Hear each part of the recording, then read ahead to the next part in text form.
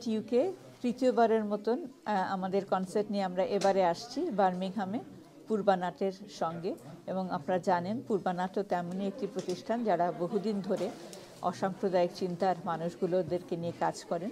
এবং সম্প্রীতি concert UK একটি অরাজনৈতিক প্ল্যাটফর্ম। আমরা এখানে মানবিকতার গান গাই, অসাম্প্রদায়িকতার গান গাই এবং আমরা বিশ্বাস করি যে সংস্কৃতির মাধ্যমে, সাংস্কৃতিক ঐক্যের মাধ্যমে এই মানবিক অধিকার প্রতিষ্ঠা করা সম্ভব।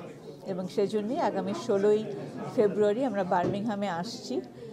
আপনারা সবাই আসবেন আমাদের সঙ্গে। দুপুর 12টা থেকে সন্ধ্যে 6টা পর্যন্ত আমাদের অনুষ্ঠান চলবে। কণ্ঠে কণ্ঠে ধ্বনিত হবে মানবিকতার গান, কণ্ঠে কণ্ঠে ধ্বনিত হবে অসাম্প্রদায়িকতার গান। আগামী 16 ফেব্রুয়ারি বার্মিংহামে হচ্ছে আমাদের সম্প্রীতি কনসার্ট 2025। আমাদের পিকাডেলি ব্যাংকুয়েটিং হল, যেটা আগে বলতাম এখন নতুন নাম হয়েছে স্ট্রাটফোর্ড রোডে, সেখানে আমরা করছি। দুপুর 12টা থেকে 5টা পর্যন্ত বিভিন্ন শহর থেকে গুণী শিল্পীরা আসছেন।